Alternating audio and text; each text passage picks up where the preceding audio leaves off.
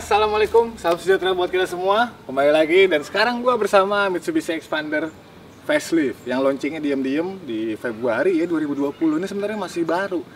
Cuma langsung ketimpa sama pandemi, akhirnya kita semua mungkin atau barangkali melupakan kalau sebenarnya Xpander atau Mitsubishi udah menyegarkan si Xpander ini. Dan kabar baiknya lagi adalah Xpander juga sekarang menyandang predikat sebagai low MPV atau MPV murah paling mahal, men. Kalau dibandingin sama semua rival-rivalnya di kelasnya, bahkan sama Livina sekalipun si kembarannya, dia bandrolnya paling mahal. Sekarang tuh update-nya ya, 275 jutaan. Itu untuk tipe tertinggi, Ultimate, ini yang kita bakal bahas. Sementara yang lain-lainnya kayak Livina yang paling tinggi aja itu 272, dan sisanya semua low MPV itu di bawah duet kembar ini. Sekarang pertanyaannya adalah, dengan harga semahal itu atau dengan statusnya sebagai MPV yang paling mahal, apakah layak dibeli, dan ketika kita beli dapat apa aja sih? Untuk tahu jawabannya cek di video ini. Bram bram bram. Oke, sekarang kita bahas apa aja ubahan-ubahannya. Itu nggak banyak karena secara struktural, secara mesin dan sasis itu sebenarnya masih sama, karena memang belum waktunya juga ya, karena dia baru 2017 dan karena persaingannya mungkin sengit dengan kompetitornya, jadinya Mitsubishi harus melakukan sesuatu. Dan inilah dia yang pertama bisa lo lihat adalah bagian grillnya. Sekarang udah dipakein aksen-aksen chrome kayak gini nih. Mungkin nggak agak chrome, ini cenderung gelap, gue oke lah ya, walaupun sebenarnya gue lebih suka ini bagian sininya hitam aja. Itu ada di tipe sport ya kalau nggak salah, yang lama tuh malah cakep banget, jadi X-nya tuh makin kelihatan lebih keren sih ya. Kalau ini kan ya memang elegan, mungkin tipe Ultimate itu memang dikhususkan untuk elegansi dan juga kenyamanan kali. Terus yang kedua, kalau kalian perhatiin, semua keluhan-keluhan pengguna Xpander sebelumnya, masalah lampunya yang kurang terang, itu dijawab langsung dengan menempelkan LED. Dan ini jadi nggak cuma sekedar lebih terang, lebih fokus, range-nya juga lebih lebar, itu kata Mitsubishi-nya ya. Juga sebenarnya secara tampilan sih menurut gue jadi lebih cakep. Dia ini masih sama sih, masih plastik ya ininya. Cuma ini kotak-kotak itu jadi lebih gimana ya, jadi bikin berasa mobil ini jadi kelihatan lebih mahal. Walaupun lampu sennya ini masih bohlam, dan fog lamp-nya di sini juga masih bohlam. Warnanya ya pasti kuning, tapi kalau fog lamp sih gue mungkin masih menerima lah ya warnanya kuning, karena kalau misalnya hujan atau nembus kabut ya kuning masih lebih efektif dibandingin LED seperti ini. Nah, ini yang di depan ubahannya ini aja, lampunya udah LED dan juga ada chrome di sini. Kemudian di bagian samping, nah di bagian samping kita bakal menemukan desain peleknya yang baru nih ya. Dia tetap masih dual tone. Sebenarnya yang lama dan yang baru menurut gue sih nggak ada masalah, sama-sama dual tone, sama-sama pelek-pelek mainstream yang mobil-mobil kekinian sekarang tuh seperti ini sih ya. Lingkarnya juga masih sama, 16 inci, ukurannya 205 55 ring 16. Ini peleknya. Kemudian di sini udah ada tombol, dan ini gue agak lupa ya yang sebelum facelift apakah ada lipsnya juga, tapi ini yang sekarang ini ada, dan ini menurut gue juga cakep kelihatannya, jadi nggak terlalu mencolok, cuma jadi lebih mengisi gitu.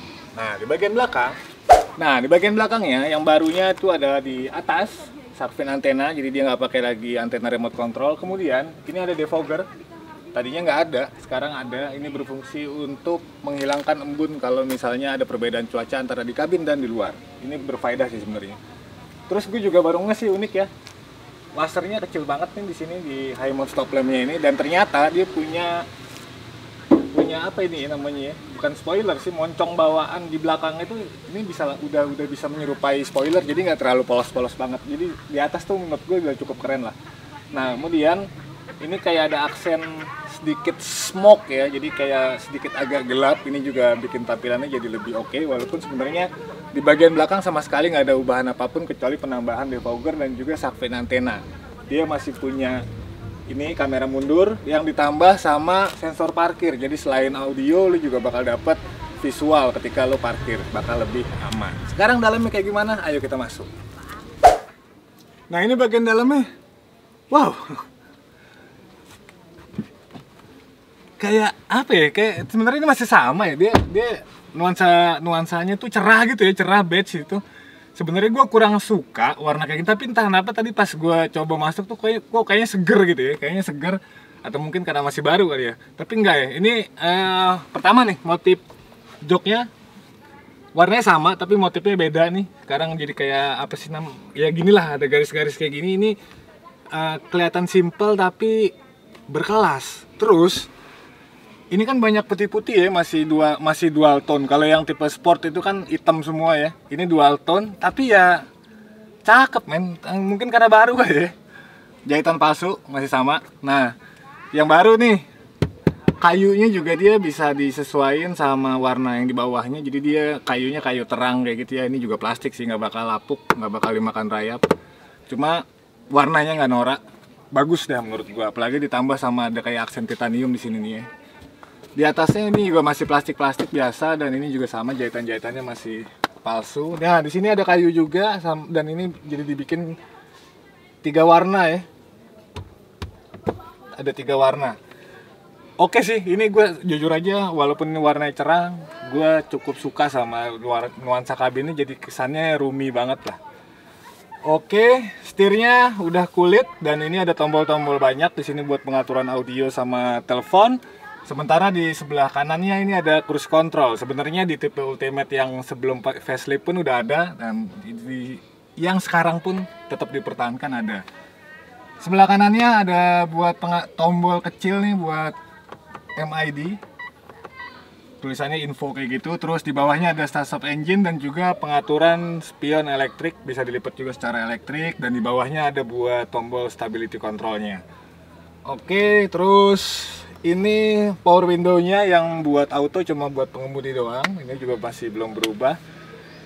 Kemudian konon katanya di bagian tengah nih, di layar sentuhnya juga udah berubah, dan sekarang ini bisa Apple CarPlay sama Android Auto. Kalau misalnya handphone kalian connect, ini bisa di sini. Kalaupun enggak juga sebenarnya bisa pakai kabel tuh, jadi bisa kayak semacam mirroring gitu ya. Jadi lo bisa nampilin YouTube, bisa nampilin peta segala macam gitu, bisa di monitor yang sebenarnya layarnya kurang gede ya. Kalau dibikin gede lagi mungkin jadi lebih cakep. Di bawahnya ini juga masih belum digital, knop-knop AC-nya masih yang putar-putar, tapi untungnya desainnya nggak kayak kompor gas banget sih. Ini agak keren sih menurut gue ya. Terus di bawahnya ada buat sirkulasi AC-nya dan juga buat tombol defoggernya. Ke bawahnya lagi, nah ini salah satu yang oke dari si Xpander itu, tempat penyimpanannya banyak banget. Jadi lo bisa naruh apa aja tuh, praktis gitu mobil ini ya. Ini ada tempat penyimpanannya bertingkat-tingkat nih kayak ruko nih. Tuh, ada yang kecil, ada yang gede, lo bisa naruh handphone, bisa naruh banyak hal ya. Terus ada buat soket juga di sini buat ngecas, tapi harus pakai konektor nih, belum USB ya. Nah, di sininya piano black, simple, elegan, kelihatan keren menurut gue ya. Terus ininya juga udah kulit, jadi makin berasa mewah dan dipertegas dengan yoi. Walaupun ini sebenarnya masih pakai otot, tapi ya nggak masalah sih. Dan ini deket banget tuh kayak mau rally gini kan, atau mau drifting tuh enak nih si rem tangannya ini ya. Bukan rem parkir, rem tangan. Terus nih 2 cup holder. Nah ini kalau di sini ruko bertingkat, ininya nih pintu rukonya nih itu selelekan. Terus di bawahnya juga gede banget men. Juga ada buat ngecas juga, dan ini ada bahkan ada tempatnya juga nih, apa ini istilahnya kalau di ruko balkon kali ya, bisa taruh sini lah. Jadi memang banyak banget tempat penyimpanan. Belum di sini nih ada 2, lu bisa naruh 3, di sini juga bisa naruh. Mana lagi ya? Di sini ada laci juga, gokil, banyak banget pokoknya tempat penyimpanan yang menurut gua sangat praktis. Bahkan di sini juga ada tempat penyimpanan, dan ada lagi kalau lo bawa sepatu barangkali ya, ini bisa nih, ada lagi nih. Tuh 2 kilo kayak ininya beban nih. Gokil, ini baru di depan. Di belakang gimana ya? Ayo kita lihat. Oke, ini duduk di belakangnya kayak gini, dan dengan settingan kursi gua tadi di depan nih, biasanya agak mundur. Kita lihat ruang kakinya agak lumayan. Ini ada sekitar 4 jari. Ruang kepalanya juga, wow, ini malah luasa banget menurut gua ya. Terus didudukinnya juga enak, dan ya ini nggak tahu ya, gue suka nih bahannya sih, seger gitu ya dilihatnya. Lantainya pun rata, cenderung rata ya, walaupun nggak rata-rata banget, dan itu oke. Jadi kaki lo juga bisa dengan santai selonjoran ke kolong juga enak. Tempat penyimpanan lagi-lagi ada 2 di sini, dan ini kursinya juga masih bisa direbahin gitu ya. Sampai segimana nih mentoknya? Nah seginilah. Jadi lo bisa lebih santai gitu kalau di sini. Dan kalau mau lebih santai lagi, yang duduk di tengah coba usir aja ke belakang, jadi lu bisa mengaktifkan sandaran tangan yang gede dan tebel. Ini kan bisa buat bantal nih. Walaupun anehnya ya karena ini kan tadinya buat sandaran ya, jadi yang empuknya di sini. Di sini sih kayak meja gitu ya. Harusnya kalau di sini empuk itu juga bakal enak, sini bisa buat tidur gitu. Dan ini gede banget, jadi lo akses kalau anak-anak mungkin ya akses ke belakang tuh juga lewat sini tuh gangnya lega sih. Ini ada sandaran kepalanya, sementara yang tengah nggak ada. Jadi memang nggak disarankan untuk ada penumpang di tengah sini sih. Mendingan buat sandaran aja. Nah terus kalau misalnya diperhatiin lagi, ini di bagian belakangnya itu selain dia luas ya, seperti layaknya low MPV yang punya space di belakang, kalau kursi baris ketiganya dilipat juga bisa rata sama lantai. Itu yang bikin cakep sih. Jadi lu nggak cuma sekedar bisa bawa barang, bahkan lu mungkin kalau misalnya lagi liburan di mana-mana lu bisa tidur di sini juga kali, karena selain kursi baris ketiga dan bagasi yang rata, ini kalau misalnya kursi baris kedua ini dilipat, itu juga bisa sampai rata sampai sini. Jadi nanti mungkin bisa gua kasih contoh kali di video yang berbeda. Kalau lo liburan nggak perlu nyewa hotel gitu, di sini aja. Nah, terus dia juga udah one touch tumble, jadi sekali colek udah bisa langsung kelipat. Kalau ada kurang di kabin ini adalah nih AC-nya. Ya kalau secara fungsi oke lah, double blower ya kan, jadi di penumpang belakang juga tetap berasa dingin. Cuman secara visual gitu, lu ketika duduk udah nyaman begini ngeliat sini, aduh ini kok begini gitu ya, kayak AC angkot mungkin atau gimana ya. Ya mungkin kedepannya ini bagusnya lebih dipercantik lah secara visual. Ini doang sih, sisanya gue cukup puas karena dengan nuansa yang cerah kayak gini tuh jadi kabinnya berasa roomy dan berasa luas gitu ya. Jadinya lebih nyaman banget sih. Nah di belakang itu gue nggak menemukan soket juga. Biasanya ada soket tapi ada tempat penyimpanan di kanan dan kiri, bisa naruh botol dan juga beberapa barang di situ ya. Terus seat beltnya juga udah ada 2, jadi sebenarnya akomodasi sih udah nggak ada masalah. Dari penumpang baris pertama sampai ketiga seharusnya bisa duduk dengan nyaman, baik perjalanan dekat ataupun perjalanan jauh. Nah ngomongin perjalanan, perlu kita cobain? Ayo kita cobain.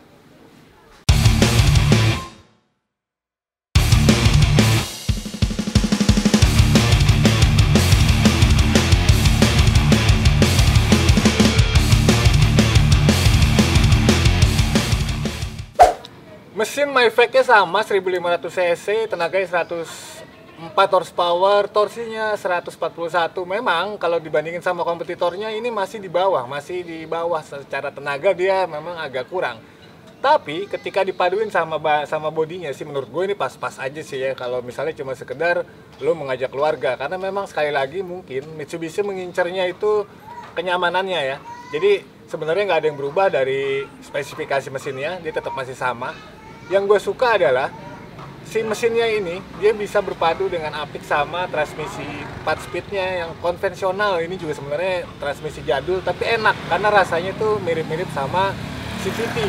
Perpindahan giginya itu halus banget dan gak berasa. Ini gue juga suka. Ditambah handlingnya juga gak berubah, handling yang jempolan yang menurut gue nih ya, di antara semua lo MPV Expander tuh secara handling dan kenyamanan itu masih paling top lah. Kaki-kakinya gitu, walaupun sempat ada isu gampang bocor ya si suspensinya, yaitu mungkin kompensasi atau Mitsubishi masih belajar kali gimana caranya bikin nyaman, tapi kurang mempertimbangkan urusan durabilitas. Tapi kalau urusan rasa, penumpang tuh nggak bakal ada yang komplain karena enak banget, baik redaman suspensinya dan lo bermanuver pasti saat gue coba juga lebih enak. Bahkan saat gue jalan malam dengan adanya lampu LED, penerangannya juga jadi lebih baik gitu. Jadi sebenarnya untuk driving impression secara performa Expander memang nggak superior, tapi secara kenyamanan ya udah, ini menurut gue salah satu low MPV yang paling oke, sehingga walaupun harganya mahal mungkin bisa terbayar sama apa yang kita rasakan ketika lagi nyetir ataupun jadi penumpang. Nah, jadi kalau misalnya harus diambil kesimpulan dengan duit 272 juta ya yang mungkin udah kalian nabung lama-lama, apakah sesuai atau worth it ya untuk si Expander Ultimate ini, kalau misalnya menurut gua itu sebenarnya tergantung dari kalian sih ya. Karena gini, ada orang yang pengen mobilnya itu bertenaga. Kalian bisa memilih Honda Mobilio karena secara performa dia paling besar tenaga mesinnya. Terus kalau misalnya mau irit, itu mungkin kalian bisa melirik R3 karena memang udah terkenal K15B-nya itu irit. Tapi kalau misalnya mau nyaman adalah Expander, khususnya yang tipe Ultimate ini, karena kalian bakal mendapatkan nggak cuma handling yang enak, terus juga suspensinya itu top banget lah pokoknya. Udah gitu ditambah tadi begitu gua masuk pun ternyata ruang kabinnya sekarang jadi jauh lebih seger, jauh lebih apa ya, lebih roomy gitu loh. Itu gue suka banget sih. Jadi ya bener-bener lo nggak bakal mengecewakan keluarga lo. Lo udah susah-susah nabung ya sampai 272 jutaan, terus pas beli keluarga lo komplain cuman gara-gara mobil ini nggak nyaman gitu. Tapi gue yakin di Expander nggak bakal ada komplainan itu karena memang ini mobil enak banget. Jadi kalau misalnya nanya, bang paling nyaman apa menurut lo MPV ya? Menurut gua ya, mungkin orang beda-beda. Menurut gua ya ini Expander. Kalau misalnya lo orientasi lo itu untuk kenyamanan. Nah, kira-kira seperti itu. Kalau punya opini-opini lain atau mungkin masalah-masalah dulu ya yang Expander dari awal-awal dilahirin tuh, kayak misalnya RPM-nya yang bisa naik turun secara gaib, terus suspensinya yang bocor, apakah sampai sekarang atau di versi facelift-nya ini masih kejadian? Kalau misalnya kalian merasa masih kejadian, coba silakan komen aja di kolom komentar. Atau kalau punya opini dan saran juga boleh banget untuk komen-komen ya, silakan gitu. Dan terima kasih sudah menonton, semoga berfaedah. Jangan lupa like, subscribe, dan nantikan video-video gue selanjutnya. Peace! Mitsubishi Expander facelift. Eta naon? Musik naon? Musik.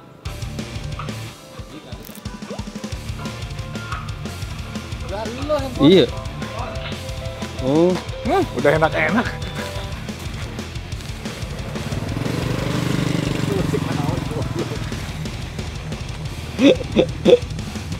apaan itu? Teuing teh nyaho.